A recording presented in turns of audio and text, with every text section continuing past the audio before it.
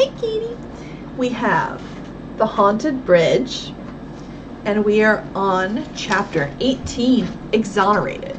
If someone is exonerated, it means they're proven innocent, like of a crime, usually. Following Margaret Judson's plaintive announcement that she could not face her former fiancé, Nancy tried to draw the full story from the young woman. Margaret said again that it was because she had been accused of being a thief. "But you're innocent, aren't you?" Ned asked. "Oh, yes. I have never done anything dishonest in my life, and please forgive my tears," Margaret Judson replied in embarrassment. Finding Nancy and Ned sympathetic, the young woman began to explain the situation.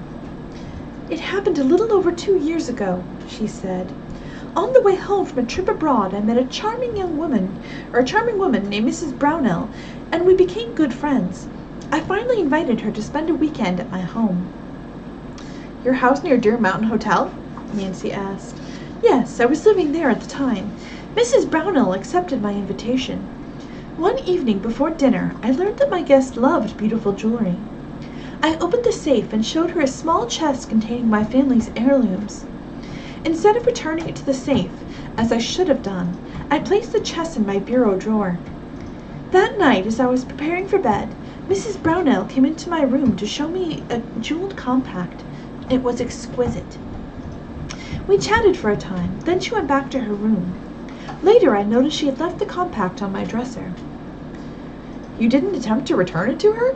Nancy asked in surprise. "Mrs. Brownell had retired before I realized she'd left it, so I put the compact in the chest. I meant to give it to her early in the morning. Fire broke out during the night. It seemed to be everywhere at once.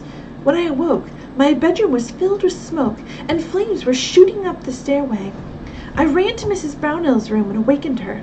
By then it was too late to save very much, and we were forced to escape down a porch trellis." "Did you forget the box of jewelry?" Nancy asked. "No, I wrapped it in some of my clothing. Then I snatched up my pocketbook and managed to escape just an instant before the floor of my room crashed. In terror, I ran toward Joe Haley's cabin. Somehow I got lost. I remember stumbling across the ravine bridge, but my memory about what happened after that isn't very clear. Apparently I wandered through the woods until I blacked out. In any event, hours elapsed before I recovered consciousness. I was chilled to the bone. When I looked about, the bundle of clothing and my pocketbook were still beside me. The little chest of jewelry with Mrs. Brownell's compact was gone." "Where was Mrs. Brownell?" Ned put in. "I don't know. I'm not sure if she followed me across the bridge." "Did you notice footprints when you woke up? Which way did they go?" Nancy queried. Margaret Judson shook her head. "I was too excited to notice anything. I wandered about in a semi-dazed condition, hoping I'd find the jewelry. It seemed certain I must have dropped it somewhere in the woods." When dawn came, I knew that the search was useless and I was exhausted. I staggered to Mr. Haley's cabin and told him about the fire and that I'd lost the chest. I begged him to try to find it. He promised he would. "Was the jewelry extremely valuable?" Ned asked. "Yes, several of the pieces were priceless. Among them was my diamond engagement ring. I valued it more than anything else. And, of course, Mrs. Brownell's jeweled compact was worth a small fortune." "According to her estimate," Nancy remarked. "Did you agree?" "She came to see me later and said it was valued at $6,000. I wouldn't know its worth," Margaret answered. "She blamed me entirely for the loss." "How could she do that when she left the compact on your dresser?" Ned spoke up. Margaret shrugged.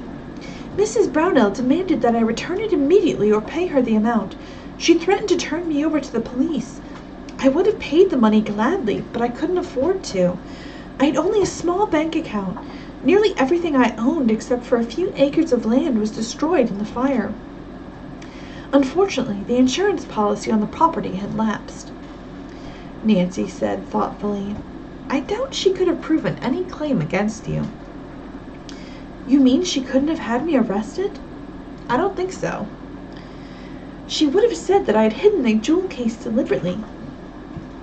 "Even so, Mrs. Brownell couldn't have won her case without proof," Ned told her. "You should have consulted a lawyer." I realize that now, but at the time I was panic-stricken. I ran away and lived for a while in Chicago." "Running away was the worst thing you could have done," Ned remarked. "I was so upset I acted impulsively. All along I kept hoping Joe Haley would find the jewel chest. It had to be somewhere in the woods. So much time has passed now that of course there's no hope of finding it." "Don't give up yet," Nancy remarked, but the young woman did not seem to hear her. "Mrs. Brownell has never stopped bothering me since the compact was lost," Margaret Judson went on. "While she has never come to me herself, she has sent a friend." "A friend?" Nancy inquired. "Another woman who follows me wherever I go. She keeps pressing me for money and threatening that unless I pay she will expose me to my friends and to the police." "Margaret, I think your troubles are nearly over," Nancy said kindly. "Your jewel box has been found." "What?"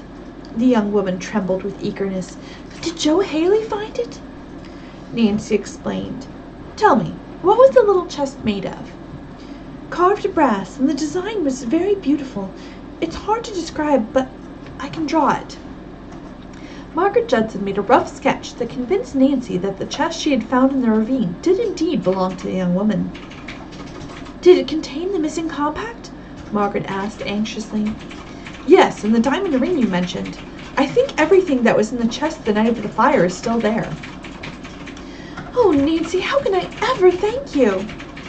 Smiling, Nancy suggested, "Perhaps you'd like to go to the cabin now. Mr. Haley would be happy to see you again."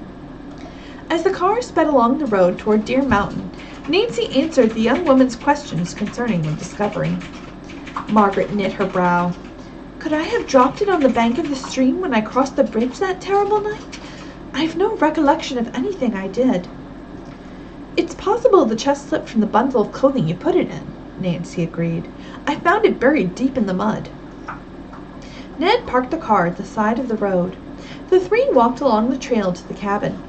From a distance they could see lights glimmering through the trees. As they approached closer, they heard men's voices. Nancy assumed that her father was talking with Mr. Haley, and she felt elated to think that the patient was gaining steadily in strength. The sound of footsteps brought Carson Drew to the door. As he flung it open, Nancy glanced inside and saw that her father had a visitor. She looked at Margaret Judson. Directly behind Mr. Drew stood Mark Wardell. Margaret did not see her former fiancé until after she had entered the lighted cabin. Their eyes met in a surprised stare. Neither spoke. An awkward silence followed. Even Nancy could think of nothing to say or do at such a critical moment. I'll have to see what happens with that.